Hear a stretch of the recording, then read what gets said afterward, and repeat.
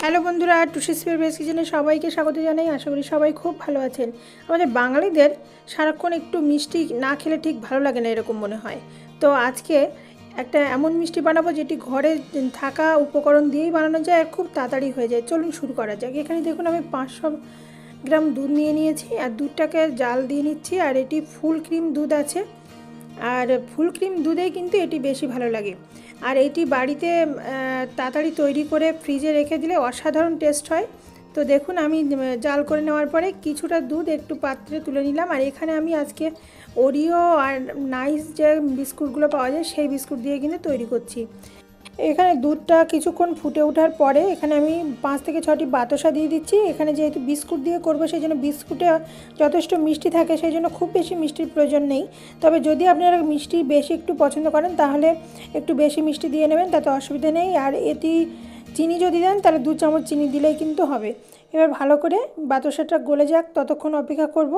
তারপরে ভালো করে আরও 2 মিনিট ফুটিয়ে নেব। আর এখানে দেখুন একটি বাটিতে আমি সামান্য একটু জল নিয়ে তার মধ্যে দুধটা নিয়ে নিচ্ছি, কারণ দুধটা এখনও গরম আছে।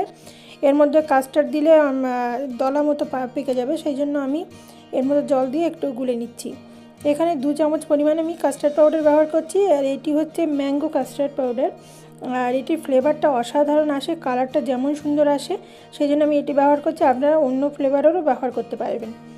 তো এটি দেখুন আমি সুন্দর করে জলের মধ্যে গুলে নিচ্ছি। আর তারপরে এটি দিয়ে দেবো, কারণ এটি যতক্ষণ দলা মতো পেকে থাকবে ততক্ষণ দেওয়া যাবে না, ওই জন্য ভালো করে একটু গুলে নেব।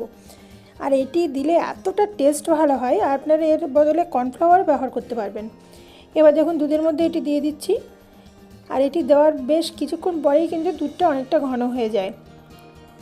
কর্নফ্লাওয়ার দিলে এই কালারটা থাকবে না, কিন্তু কিছুটা ঘন চলে আসবে, খেতেও ভালো লাগবে। কিন্তু এটি আমি কাস্টার্ড দিয়েই বেশি ভালো লাগবে বলে কাস্টার্ড দিয়েই করছি।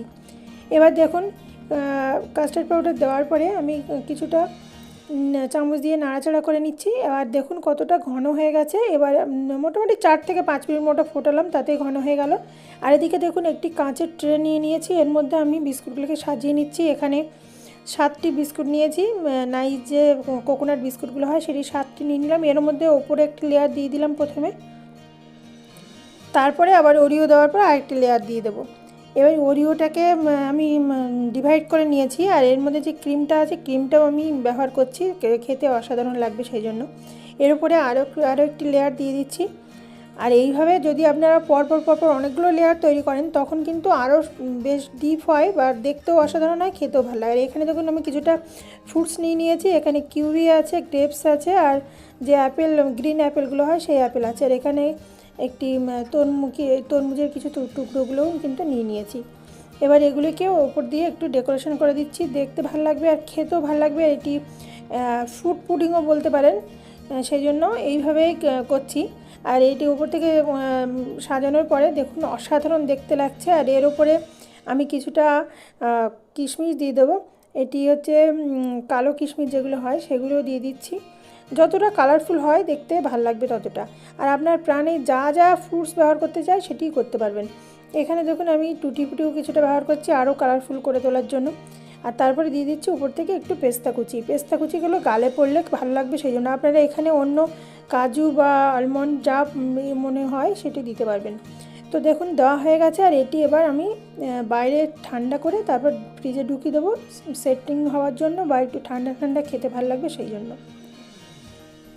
তো দেখুন একদম ঠান্ডা হয়ে গেছে, আমি বের করে নিয়েছি ফ্রিজ থেকে। আর অনেকটা সেটও হয়ে গেছে। এবার আমি কেটে আপনাদের দেখাচ্ছি যে কতটা সুন্দর হয়। আর এটি বিস্কুট দিয়েও এতটা ভালো লাগে, বিস্কুটের যে একটা সুন্দর টেস্ট সেটিও এর সঙ্গে চলে আসে, বা কাস্টার্ডের টেস্ট দুটো মিলিয়ে বা কিছু ফ্রুটস দেওয়া আছে সব মিলিয়ে এটি অসাধারণ খেতে তৈরি হয়। তো একবার ট্রাই অবশ্যই করবেন।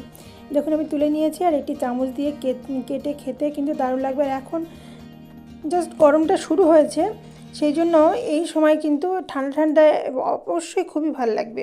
আর এটি বিকেলবেলা বা সকালবেলা বাচ্চাদের দিলে তো বাচ্চারা খুশি হয়ে যাবে খেতে, আর বড়োদেরও তো ভালো লাগবে। ওই জন্য এটি আমার মনে হয় খুবই ভালো একটি ডেজার্ট। তো অবশ্যই ট্রাই করার অনুরোধ রইল। এতক্ষণ দেখার জন্য ধন্যবাদ। পরের দিন ফিরে আসবো অন্য একটি রেসিপির সঙ্গে। আমার মেয়ে মানে আমি বের করার সঙ্গে সঙ্গেই খেতে বসে গেছে, আর এত টেস্ট লেগেছে যে খেয়েই যাচ্ছে। ভালো হয়েছে খেতে। আর যারা ফেসবুক পেজ থেকে দেখছেন তারা পেজটিকে ফলো করার অনুরোধ রইল।